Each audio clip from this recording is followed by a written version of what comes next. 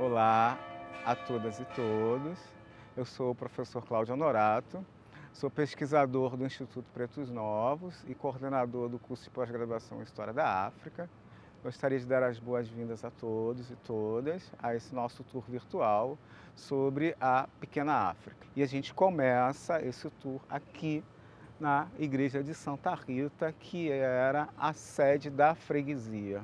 E qual é a importância da gente estar falando aqui da freguesia de Santa Rita ligada a esse tour sobre Pequena África, sobre o caminho da escravidão? Porque essa igreja ela passou a ser conhecida como a Igreja de Negros, a Igreja de Malfeitores. Em 1722, o governador já determina que seja construído aqui um cemitério para os africanos escravizados recém-chegados da África.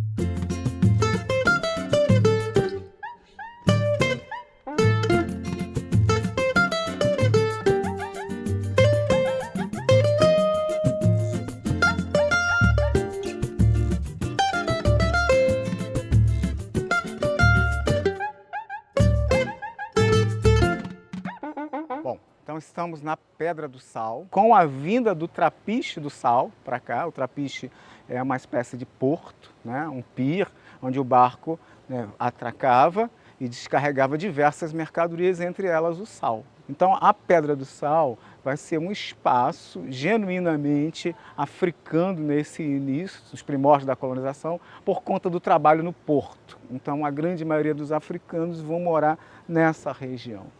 E o alto do morro depois começa a ser ocupado pela população europeia, principalmente portugueses, mas alguns italianos, alguns espanhóis. Então a gente tem aqui duas memórias, uma memória europeia ligada à tradição católica e uma memória africana ligada ao sagrado, ao candomblé. E cada casa de candomblé normalmente tinha um bloco, então esses blocos vão dar origem ao carnaval aqui na região da zona portuária. Então essa memória do samba, né, ela é muito importante. A Pedra do Sal é conhecida aqui como, a gente costuma dizer que aqui é o coração do samba carioca. Esse samba, na verdade, ele é muito misturado, característica do Brasil. Então tem a influência do recôncavo baiano, tem a influência lá da folia de reis, do jongo, do calongo, do batuque, de todos esses ritmos que estão vindo de São Paulo, que estão vindo de Minas Gerais, que estão vindo de Campos, de São Fidélis, e que vão se encontrar aqui na Pedra do Sal. Então a Pedra do Sal é a síntese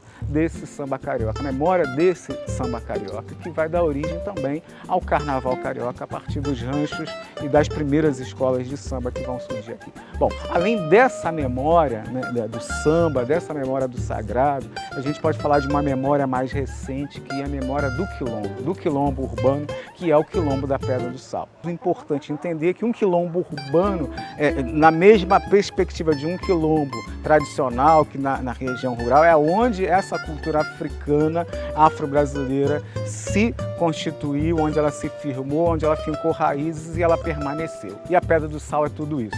Por isso aqui há também um quilombo urbano. A situação desses quilombolas ela é bastante precária, né?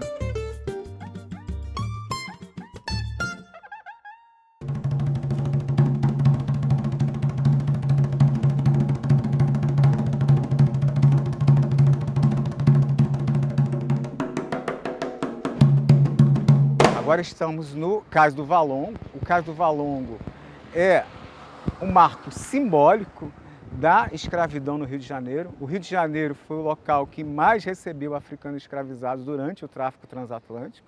O Brasil recebeu 40% de todos os africanos que vieram para as Américas. Não é o Cais do Valongo, é a alfândega.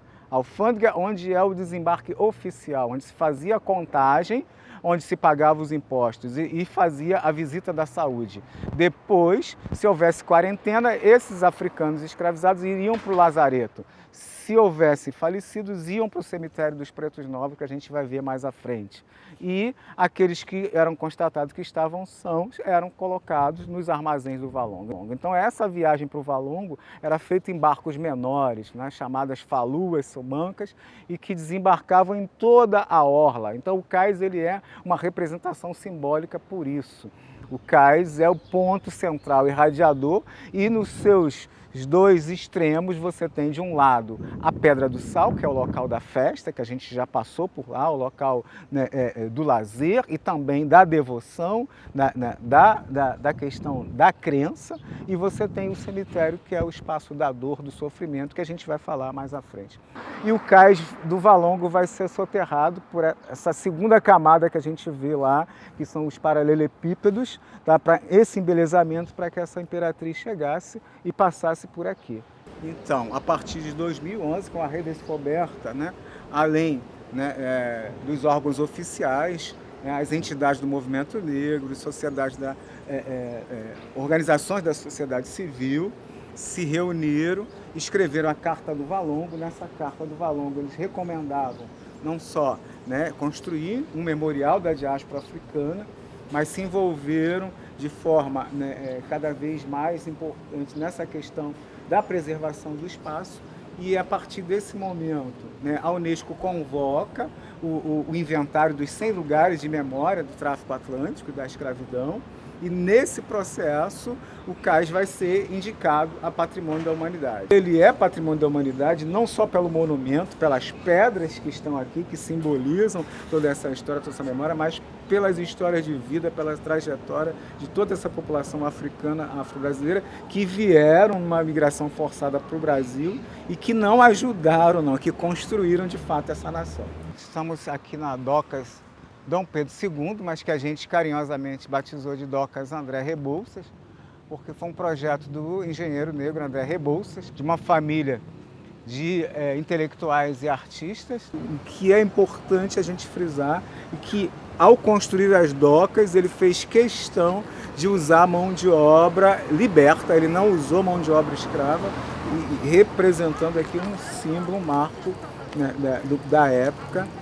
Vão receber os objetos que foram encontrados na escavação do sítio arqueológico Cais do Valongo, e vai se tornar futuramente, com toda certeza, um marco para a história da escravidão e da liberdade no Brasil.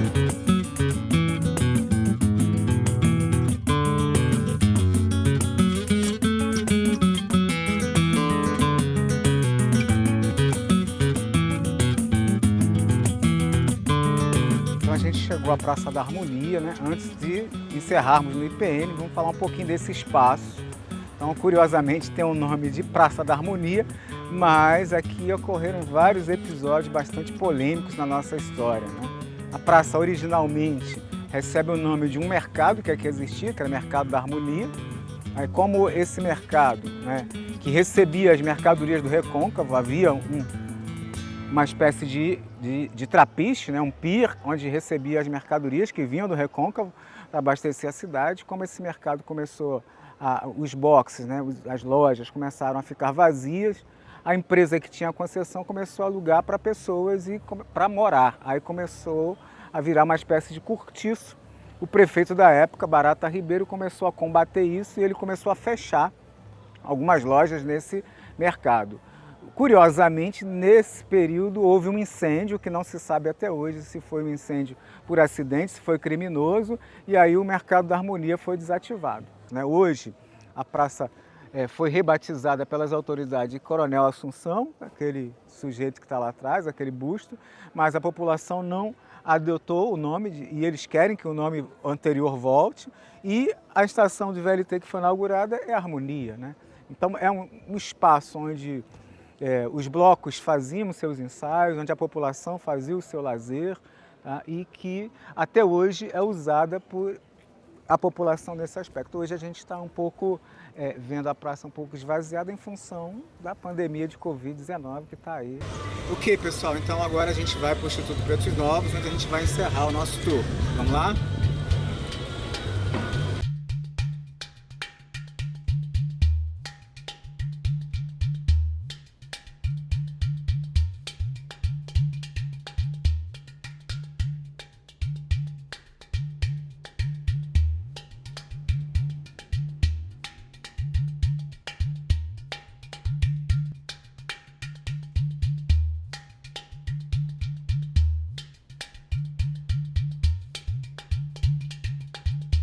Então chegamos ao Instituto Pretos Novos, é o final do nosso tour. Tá? Esse espaço é o cemitério dos Pretos Novos. Então, a gente está num espaço de 2 ambientes. Nesse lado você tem uma galeria de exposições temporárias e aqui a gente tem o sítio arqueológico propriamente dito. O sítio arqueológico é daqui para lá e em direção à encosta do morro que fica aqui atrás. Ok? Então a gente vem aqui para o sítio arqueológico.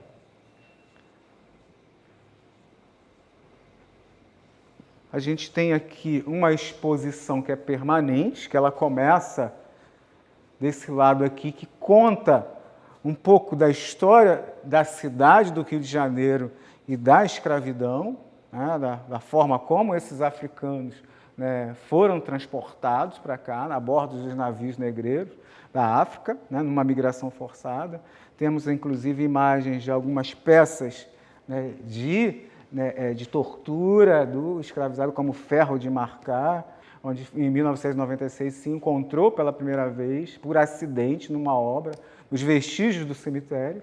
E aqui, esse espaço aqui já foi uma pesquisa, né, que, na verdade, né, em 2 etapas. Na primeira etapa, o Reinaldo identificou o perímetro do cemitério, o tamanho do cemitério, e fez uma primeira identificação das ossadas, né, que os ossos muito quebrados devido ao processo de enterramento. Tá?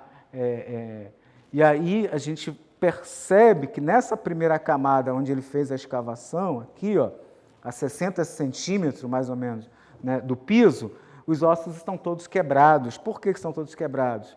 Isso, inclusive, está na fala do intendente de polícia da época, porque a forma que os enterramentos eram muitos corpos, com pouco espaço, então se enterravam várias vezes no mesmo espaço, então a terra era revirada várias vezes e também se quebrava para caber mais gente no espaço. Ao passo que quando a gente vai para a escavação, para a segunda escavação, que foi feita em 2017, a gente vê que tem esqueletos mais íntegros, mais completo. Por quê? Porque era um momento em que o tráfico era menor, a quantidade que se chegava era menor, também se morria menos gente, então se fazia enterramentos com mais calma, com mais cautela. Mas mesmo assim, a gente consegue perceber que os enterramentos já eram coletivos, porque aqui, nesse esqueleto que a gente está vendo, que foi batizado como Baquita, pelo arqueólogo que encontrou, Josefina Baquita, em homenagem a uma santa africana, uma santa da Igreja Católica, e junto com ela, pelo menos, você identifica 3 pessoas, 3 indivíduos enterrados nesse buraco aqui, nessa vala. Então, ela está na posição, né, fetal, com os braços, né, sobre a perna, né, mas a gente percebe que tem uma mandíbula aqui, embaixo do braço dela praticamente. A gente percebe que tem uma perna de outro indivíduo aqui, ó, na garganta dela, então são 2, e a gente tem um crânio todo esfacelado aqui desse lado, então 3 pessoas por cima dela, praticamente, e por baixo a gente percebe que tem vestígios de ossos de outros indivíduos. A gente percebe pedaço de fêmur, pedaço de costela. A gente tem um outro aspecto interessante, que é esse aqui, né, o artista que fez, ele quis representar o baobá, que é uma árvore, né, de preservação dos ancestrais na África, uma árvore cultuada.